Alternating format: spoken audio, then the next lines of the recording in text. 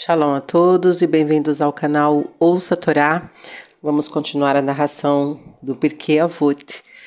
Hoje, capítulo 3, Mishnah 9. O Rabi Yaakov diz: aquele que durante o caminho rememora o que aprendeu da Torá, mais interrompe seu pensamento para dizer: que bela árvore, que belo campo. É considerado pelas Escrituras como alguém que comprometeu a sua alma. Na Mishnah 5, observamos que uma pessoa viajando era considerada em estado de perigo permanente, precisando da proteção especial de uma atividade ou metas significativas para garantir sua segurança. Os perigos da viagem iriam requerer uma proteção especial da providência e, para tal, a pessoa devia provar que é digna e meritória. Assim, alguém que viaja para realizar uma mitzvah ou estuda a Torá durante as viagens merecerá a proteção divina. Por outro lado, aquele que interrompe seu estudo da Torá por motivos fúteis fica desprotegido, sem a graça adequada, ele se expõe aos perigos do caminho. O Talmud descreve o rei David numa situação análoga. Numa visão, foi-lhe antecipado que ele faleceria num Shabat. Daí em diante, a fim de deter a morte, David ficava constantemente estudando Torá no Shabat, para que o anjo da morte não pudesse exercer seu poder sobre ele. No Shabat, contudo, enquanto estava absorvido na Torá, ele escutou um ruído estranho nas árvores de seu jardim. Por curiosidade, foi ver o que ocorria e, por um breve instante, sua proteção do estudo da Torá foi retirada. Nesta fração de tempo, o anjo da morte conseguiu sobrepujá-lo um degrau no qual ele pisou, se quebrou e ele caiu e expirou. É interessante notar o exemplo de comportamento fútil citado em nossa Mishnah e pelo qual o viajante interrompe seus estudos.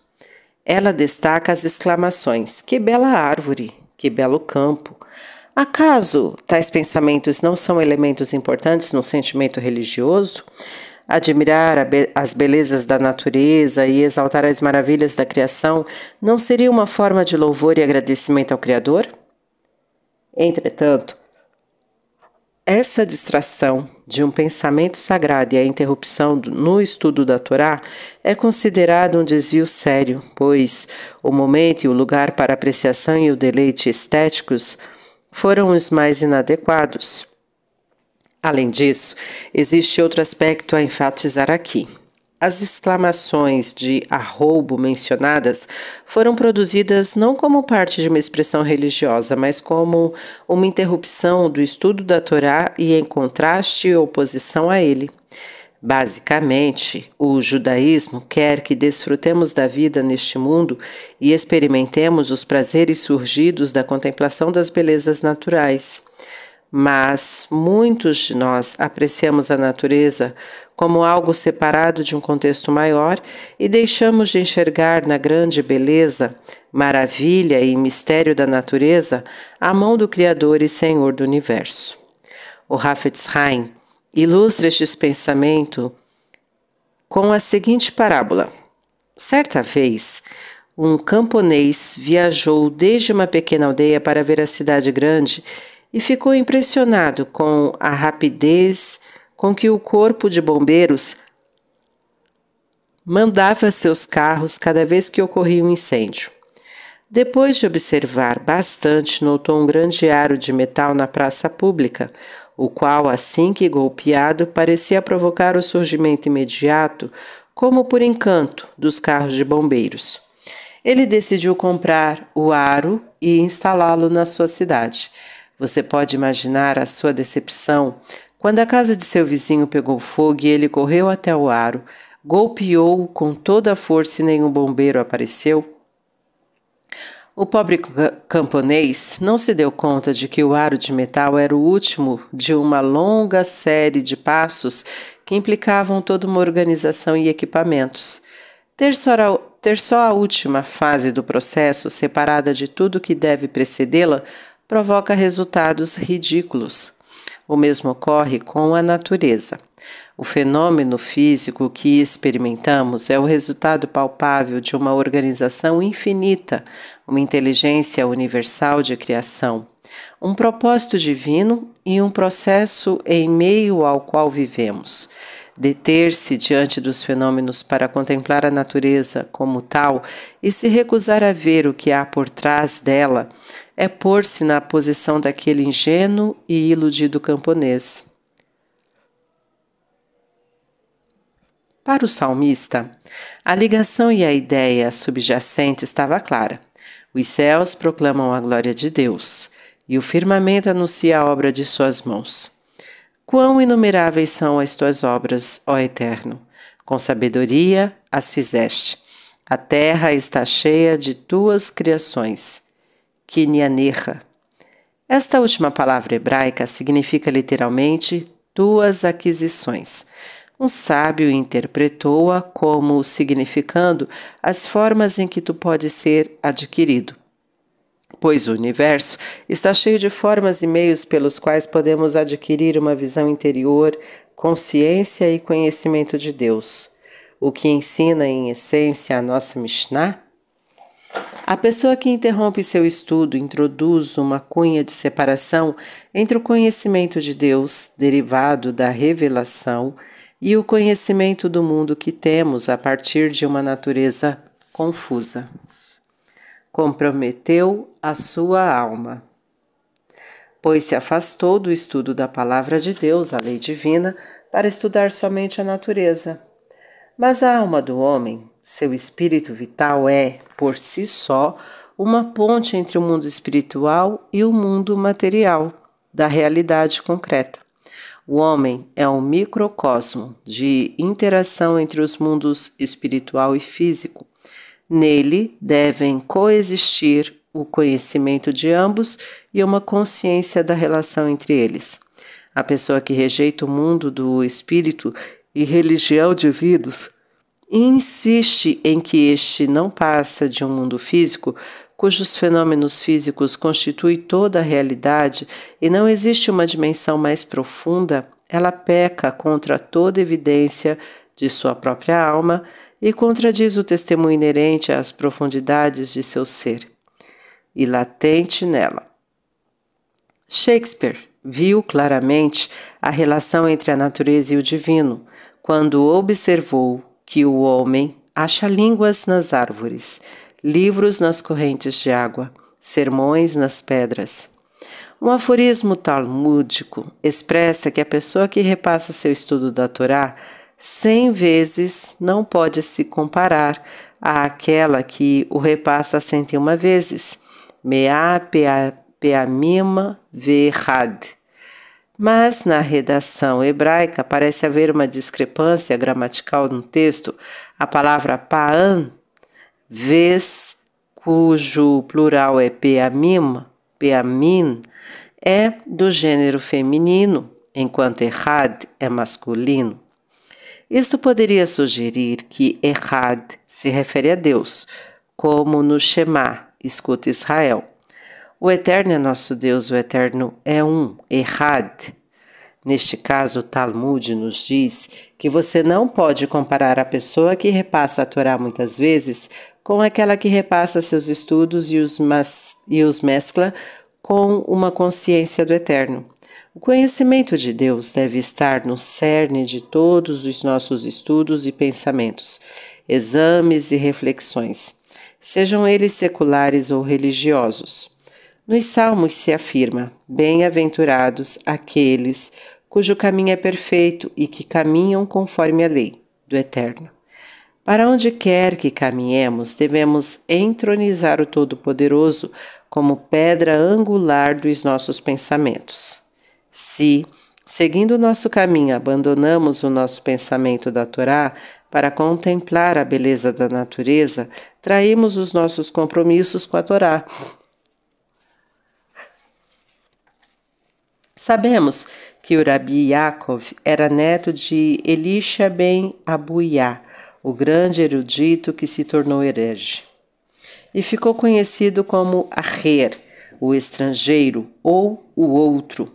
Talvez o Rabi Yaakov tenha formulado este ensinamento tendo o avô em mente. Elisha também estava certa vez durante o caminho, aprendendo e estudando a Torá, mas se desviou do seu aprendizado, parou seu estudo e preferiu pensar na beleza. Ele se tornou um filósofo e poeta, perdido em especulações gnósticas. No final, ele incorreu num pecado mortal e perdeu sua capacidade de viver no Olam Rabá, mundo vindouro. Capítulo 3, Mishnah 10. O Rabi Dostai Bar Yanai, em nome do Rabi Meir, diz: quem esquece até mesmo uma única coisa do que estudou na Torá é considerado pelas Escrituras como alguém que comprometeu a sua alma, pois foi dito: cuida-te e guarda diligentemente teu espírito, para que não esqueças as coisas que viram os teus olhos. Poderíamos supor que isto é verdade mesmo que o estudo esteja acima da sua capacidade, mas neste caso não é assim, tanto que as Escrituras acrescentam: para que não se apartem de teu coração, por toda a tua vida. Assim, só compromete sua alma quem deliberadamente, por falta de concentração ou revisões, as remove de seu coração. Esta Mishnah manifesta que esquecer uma só coisa do seu estudo é pecaminoso. Não obstante, apresenta como prova um versículo que fala das coisas. Esta aparente dificuldade é precisamente a chave para o entendimento desta Mishnah. A Torá é um todo sistemático e interrelacionado. Se faltar uma palavra ou ponto que seja, então todo o sistema fica desfocado e desequilibrado. O resultado é uma distorção que afeta muito mais do que a palavra ou ponto omitidos. Se você esquecer uma coisa do seu estudo, perde, na verdade, a visão de muitas coisas. Esta verdade se reflete no regulamento de que, se faltar uma só letra no rolo da Torá, este se torna inadequado para a leitura durante as orações na sinagoga. Bem, qual é o processo do esquecimento? A nossa Mishnah quer dizer que uma pessoa não esquece algo que ela realmente se deseja lembrar. Se você está realmente interessado nas coisas que aprendeu e se dedicou a elas, elas voltarão sempre à sua mente. Tudo fará se lembrar delas. Se vir um livro, você lembrará o texto sobre o qual tanto ponderou em seus estudos. Alguém mencionará uma certa palavra e você imediatamente a associará a uma cadeia de pensamentos que surge do seu estudo. Um homem toca constantemente as moedas do seu bolso quando está interessado em seu dinheiro. Assim ele não esquece. Mas se você puser o seu estudo no fundo da mente e o relegar a limbo dos assuntos irrelevantes, então realmente o estará transformando em assunto para o esquecimento. O que se está vivendo não esquece. Para esquecer um pensamento, você deve guardá-lo antes no sótão da mente. Contudo, a Mishnah reconhece que às vezes, apesar da melhor das intenções, nós esquecemos. Por conseguinte, a Mishnah acrescenta: uma pessoa não pode ser considerada responsável até que realmente o afaste do seu coração. Quando isto ocorre? Quando ele deixa que a Torá seja arrastada para fora da mente por uma multidão de pensamentos fúteis e trivialidades. Imagine alguém totalmente absorvido em seu jogo de cartas. Ele não pensa somente na sua própria mão e suas possibilidades. Ele também está mantendo um registro mental das cartas que ele jogou e das que seus adversários devem, portanto, estar segurando. Quando o jogo termina, ele fica divagando sobre todo tipo de post-mortem, tratado de considerar como poderia ter melhorado seu jogo. Sem dúvida, numa mente tão absorvida, há pouco espaço para a Torá.